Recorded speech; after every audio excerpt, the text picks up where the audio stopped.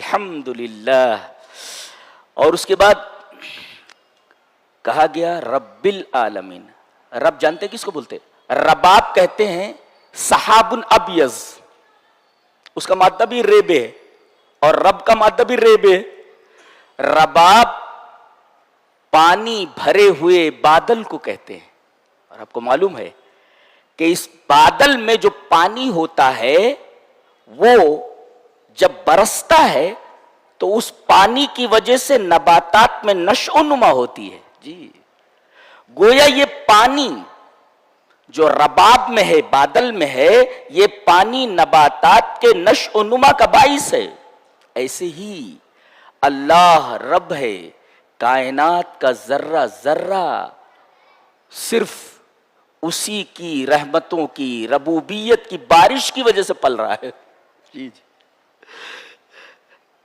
جیسے رباب بادل کو کہتے ہیں، اور بادل میں جو پانی ہوتا ہے وہ جب برستا ہے تو نباتات، درخت وغیرہ یہ سب بڑھتے ہیں، ان کے اندر نشو و نما ہوتی ہے. ایسے ہی رب ہے کہ وہی سب کو پال رہا ہے. جی جی اور رب کس کو کہتے ہیں؟ کسی کو رب نہیں کہا جا سکتا.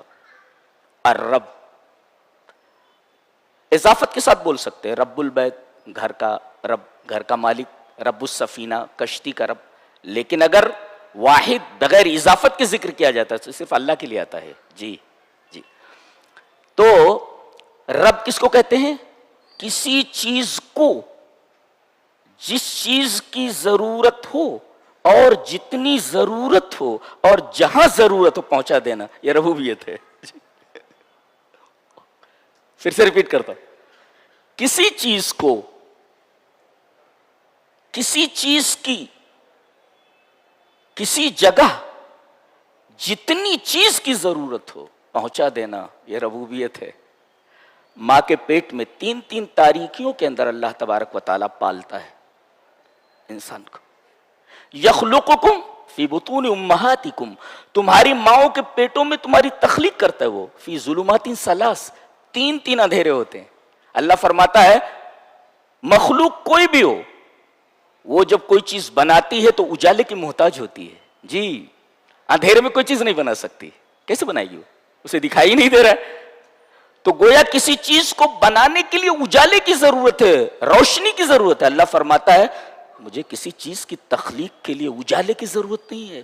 میں 3 تاریخ، تم ایک اندھیرے میں نہیں کوئی چیز بنا سکتے، میں 3 اندھیروں میں ایسی چیز کی تخلیق کرتا ہوں کہ کوئی ویسی تخلیق کر ہی نہیں سکتا. انسان جیسی تخلیق کہاں ہے؟ لقد خلقنا الانسان فی احسن تقویم. سب سے بہترین جو تقویم ہوتی ہے، سب سے بہترین ساخت، وہ ہم 3 اندھیروں میں بناتے ہیں. ایک تو رحم ہے، وہ بچے دانی اس کو بولتے ہیں رحم، جی اس کے اندر رہتا ہے. پھر رحم کے اوپر مشیمہ ہوتی ہے، کھیڑی جس کو بولتے ہیں، اور پھر اس کے بعد پیٹ. 3 آڑ ہے، 3 تاریکیاں ہیں. اور عجیب بات تو یہ ہے کہ انہی 3 تاریکیوں کے اندر حضرت یونس علیہ السلام بھی تھے جب مچھلی نے ان کو نگل لیا تھا. ایک تو مچھلی کے پیٹ کا اندھیرا، اور دوسرے دریا کے پانیوں کا اندھیرا، اور تیسرے رات کا اندھیرا. اور مچھلی کے پیٹ سے پکار رہے ہیں لا الہ الا انت سبحانک انی کنت من الظالمین.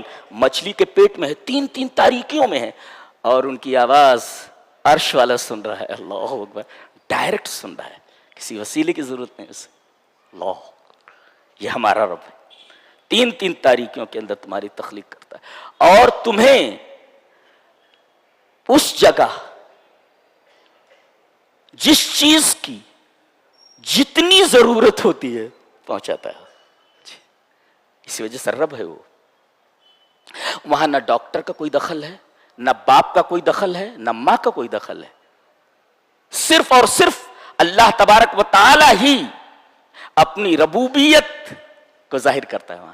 اور انسان جب باہر آتا ہے ماں کے پیٹ سے تو کہتا ہے میری دکان مجھے پال رہی ہے، میرا دھندا مجھے پال رہا ہے. اللہ اکبر. اور جس نے تم کو 3 تاریکیوں کے اندر وہاں جتنی چیز کی وہاں ضرورت پڑی وہ مجھ نے مہیا کیا، اس کو بھول گئے. تم کتنے ناشکرے اور کتنے گئے گزرے ہو تم. جی کہ اتنے بڑے محسن کا, احسان کرنے والے کے احسان کو تم نے بھلا دیا. تم کس قدر ناشکر ہو.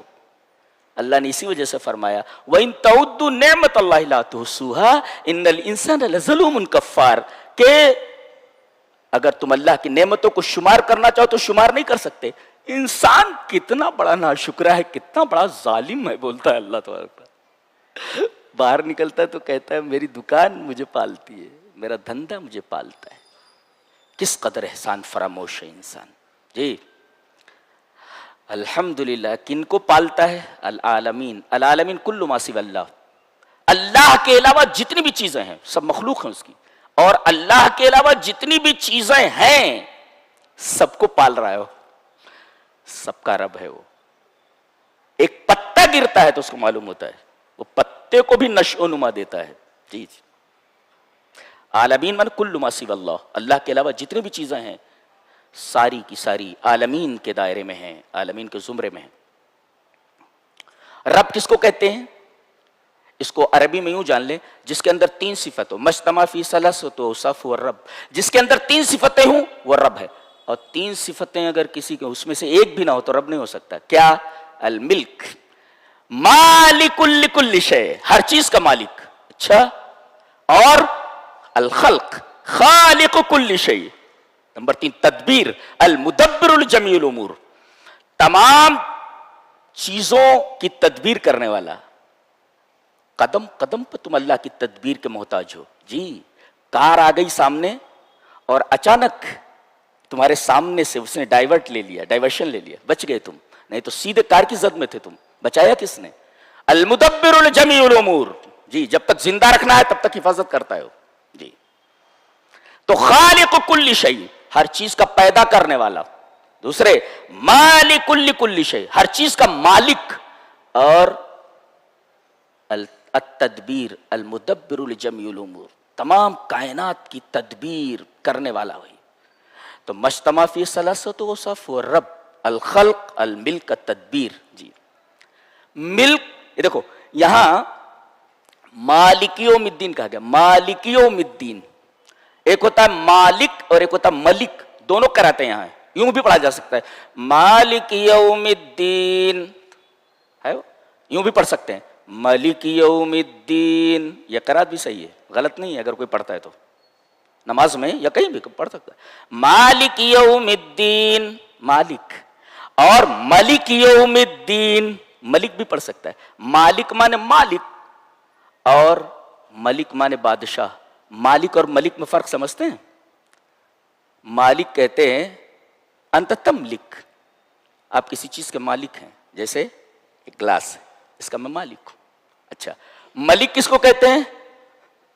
انت تملک من یملک, جو مالک ہے اس کے آپ مالک ہیں, تو بادشاہ ہے. نہیں سمجھے؟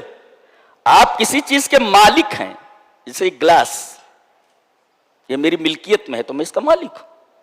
اچھا, اور یہ گلاس جس کا ہو, میری ملکیت میں نہ ہو, ایک گلاس کسی کا ہو, کوئی دوسرا اس کا مالک ہے اور میں اس کا مالک ہوں, تو میں ملک ہوں. اللہ اکبر.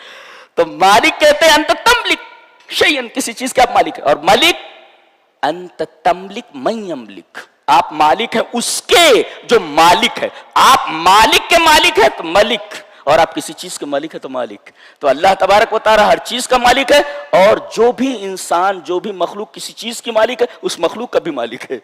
سوچو ملک ہے وہ, بادشاہ. یہ فرق ہے مالک میں اور ملک میں.